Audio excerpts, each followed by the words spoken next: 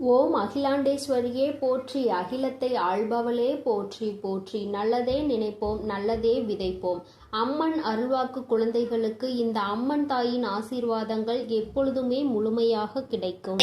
இன்று உன் தாயானவள் உனக்கு ஒரு நல்ல விஷயத்தை சொல்வதற்காக வந்திருக்கிறேன். என் தங்கமே, நீ யாரை நேசிக்கின்றாயோ அவரினுடைய மனதில் இருப்பதை தெரிவிப்பதற்காக வந்திருக்கின்றேன். என் குழந்தையின் மனதில் ஏகப்பட்ட குழப்பங்கள் இருந்து கொண்டிருக்கிறது அல்லவா? வாழ்க்கையில் பிரச்சனைகள் தொடர்ச்சியாக வந்து கொண்டிருக்கும் பொழுது நாம் யாரை நேசிக்கின்றோமோ அவரிடத்தில் இருந்து சரியான பதில் கிடைக்காமல் இருப்பது என் குழந்தையின் மனதிற்கு மிகப்பெரிய வேதனையை கொடுத்திருக்கிறது. என் தங்கமே, உன் துணையின் மனதில் என்ன இருக்கிறது என்பதை நீ புரிந்து கொண்டாய். ஆனால் நிச்சயமாக உனக்கான தெளிவு இன்று கிடைத்துவிடும் அல்லவா? இன்றைய நாளை என் குழந்தை நல்லபடியாக கடந்து வந்து விடுவாய் அல்லவா? என் பிள்ளையின் மனதிற்கு சந்தோஷத்தை கொடுத்தால் நீ நிச்சயமாக உனக்கான செயல்களை எல்லாம் நல்லபடியாக செய்ய தொடங்கி விடுவாய் என்ற நம்பிக்கையில் தான் அம்மா இப்பொழுது வந்திருக்கின்றேன். ஒரு மூலையில் ஒரு விஷயத்தை பற்றி மட்டுமே நினைத்து முடங்கி கிடக்கின்ற என்னுடைய பிள்ளை இனிமேல் அப்படி இருக்கக்கூடாது என்பதற்காக தான் அம்மா உன்னிடத்தில் இதனை தெரிவிக்க வந்திருக்கின்றேன். என் தங்கமே, உன் மனதில் இருக்கின்ற எண்ணங்களை நீ யாரை நேசிக்கின்றாயோ அவரை பற்றி மட்டுமே சுற்றி சுற்றி வந்து கொண்டிருக்கின்றது. என் தங்கமே, உன்னுடைய கவனத்தை வேறு எங்கும் உன்னால் திசை திருப்ப முடியவில்லை. ஒரு நிமிடம் உன்னிடத்தில் பேசவில்லை என்றால் கூட உன் மனது அதிகமாக வேதனைப்படும். ஆனால் இப்பொழுதெல்லாம் பல நாட்களாக பேசாமல் இருந்து கொண்டிருப்பது உனக்கு மேலும் மேலும் பல வேதனைகளை இப்பொழுது கொடுத்து கொண்டே இருக்கின்றது. அதிகாலை எழுந்தவுடனே அதே நினைப்பில் இருந்து கொண்டிருக்கிறாய். எப்பொழுது பேசுவார்கள் என்ற எண்ணம் மட்டுமே உனக்குள் இருந்து கொண்டிருக்கிறதே தவிர வேறு எந்த சிந்தனையும் உன் மனதிற்குள் இல்லை. இன்று நாம் என்ன செய்ய வேண்டும், என்ன விஷயத்தை சாதிக்க வேண்டும் என்ற சிந்தனைகள் எல்லாம் மறந்து நம் வாழ்க்கை ஏன் இப்படி இருந்து கொண்டிருக்கிறது, நமக்கு மட்டும் ஏன் இப்படியெல்லாம் நடக்கிறது, நாம் மட்டும் ஏன் இப்படி சந்தோஷமே இல்லாமல் இருந்து கொண்டிருக்கிறோம் என்ற மனநிலையில் நீ இப்பொழுது இருந்து கொண்டிருக்கிறாய். உன் மனநிலையை உன் அம்மா நான் நன்கு அறிந்ததனால் தான் இன்று உனக்கு நல்ல வாக்கினை நான் தந்து கொண்டிருக்கின்றேன். என் குழந்தையே, மனதில் ஏற்பட்ட பல காயங்களுக்கு நிச்சயமாக இன்று உன் தாயானவள் அதற்கு நல்ல பதிலையும் நல்ல தீர்வையும் கொடுக்க வேண்டும் என்ற நம்பிக்கையில் தான் உன்னை தேடி வந்திருக்கின்றேன். என் தங்கமே, உனக்கு யார் அதிகமாக பிடிக்கின்றதோ அவர்களின் மனதில் என்ன இருக்கிறது என்பதை நான் உனக்கு தெளிவாக சொல்கிறேன். என் பிள்ளையே, நீ அதனை தெளிவாக உன்னுடைய மனதிற்குள் பதிய வைத்துக்கொள். என் குழந்தையே, நீ நேசிப்பவர் இப்பொழுது மனதளவில் சிறு மாற்றங்களை கொண்டிருக்கிறார். என் பிள்ளையே, அதை நீ உணர்ந்ததனால் தான் இப்பொழுது இந்த வேதனை அடைந்திருக்கிறாய்.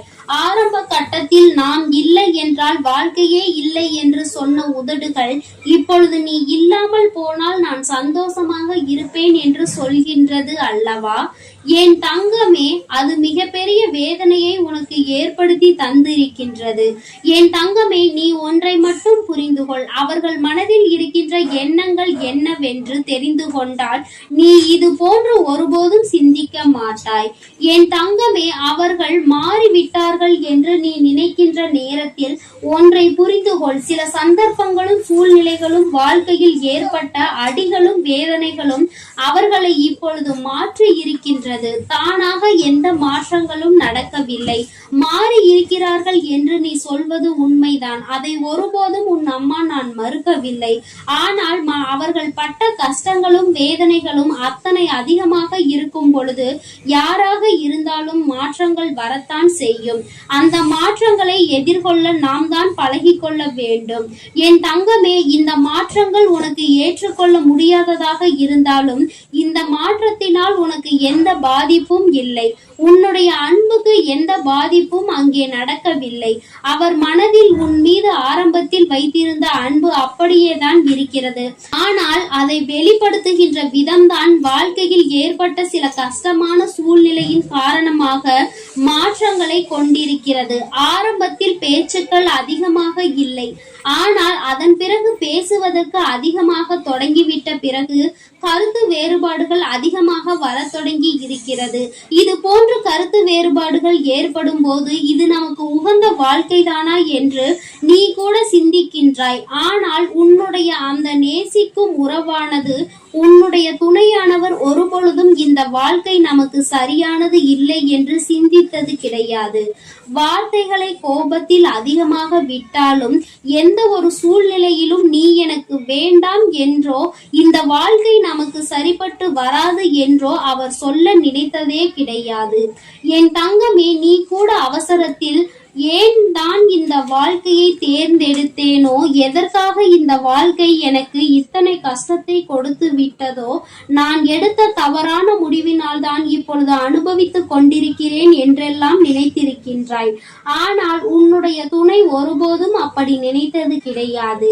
அவரினுடைய உணர்வுகளுக்கு உன் தாயானவள் நான் நிச்சயமாக மதிப்பு கொடுக்கிறேன். அவரினுடைய எண்ணங்கள் என்ன தெரியுமா? நாம் எத்தனையோ கஷ்டப்பட்டு இந்த வாழ்க்கை அடைய நினைக்கிறோம். ஆனால் நம்முடைய சூழ்நிலை இப்பொழுது சரியில்லையே. இந்த வாழ்க்கையை நாம் இப்பொழுது அமைத்துக் கொண்டால் நம்முடைய எதிர்காலம் நன்றாக இருக்குமா? நம்மை நம்பி வந்தவர்களை நாம் சந்தோஷமாக வைத்து பார்த்து கொள்ள முடியுமா என்ற அச்சத்தில் தான் இப்பொழுது உன்னை விட்டு சிறிது தூரம் விலகி நின்று கொண்டிருக்கிறார்கள். உன் மீது அதிக அன்பு கொண்டதால் தான் இந்த பிரிவு ஏற்பட்டிருக்கிறது என்பதை நீ புரிந்து கொள்ள வேண்டும். என் தங்கமே, அம்மா சொல்வது யார் உன் மீது உண்மையான அன்பு வைத்து சந்தர்ப்ப சூழ்நிலையினால் பிரிந்து நிற்கின்றார்களோ அவர்களுக்கு மட்டுமே பொருந்தும் என்பதையும் நீ புரிந்து கொள்ள வேண்டும். என்று உன்னை வாழ்க்கையில் இருந்து விரட்டி அடிக்க வேண்டும் என்று நினைத்து விலகி இருப்பவர்களுக்கு இது பொருந்தாது என்பதையும் நீ புரிந்து கொள்ள வேண்டும். என் தங்கமே, உனக்கு நல்ல வாழ்க்கையை கொடுப்பேன் என்று அவர்கள் வாக்குறுதியை கொடுத்திருக்கின்றார்கள் அல்லவா? ஆனால் அதை காப்பாற்ற முடியாத சூழ்நிலை ஏற்பட்டு விடுமோ, வாழ்க்கை நமக்கு மேலும் மேலும் கஷ்டத்தை கொடுக்கிறதே என்ற பயத்தினால்தான் இப்பொழுது உன்னை விட்டு ஒதுங்கி நின்று கொண்டிருக்கிறார்களே தவிர அவர்களினுடைய அன்பில் எந்த ஒரு மாற்றமும் இல்லை.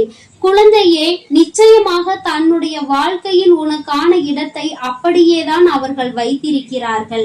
உன்னிடத்தில் அதிகமாக பேச வேண்டும் என்று நிறைய விஷயங்களை தன் வாழ்க்கையில் தனக்கு நடக்கின்ற கஷ்டங்களையும் சோதனைகளையும் இன்பங்களையும் துன்பங்களையும் சேகரித்து வைத்துக் கொண்டிருக்கிறார்கள். எப்பொழுது உன்னோடு பேசுகின்ற சூழ்நிலை வரும் என்று எதிர்பார்த்து காத்து கொண்டிருக்கின்றார்கள். அவர்களுக்கான நேரத்தையும் அவர்கள் எதிர்நோக்கி நின்று கொண்டிருக்கிறார்கள். நம் வாழ்க்கையில் நம்மை நம்பி வந்தவர்களுக்கு ஒரு நல்ல நிலையை அமைத்து கொடுத்தால் போதும், ஒருபோதும் அவரை கைவிட மாட்டோம் என்கின்ற ஒரு நம்பிக்கையை கொடுத்த பிறகு இந்த வாழ்க்கையை நாம் அமைத்து கொள்ள முடியும் என்று அவர்கள் எண்ணுகிறார்கள்.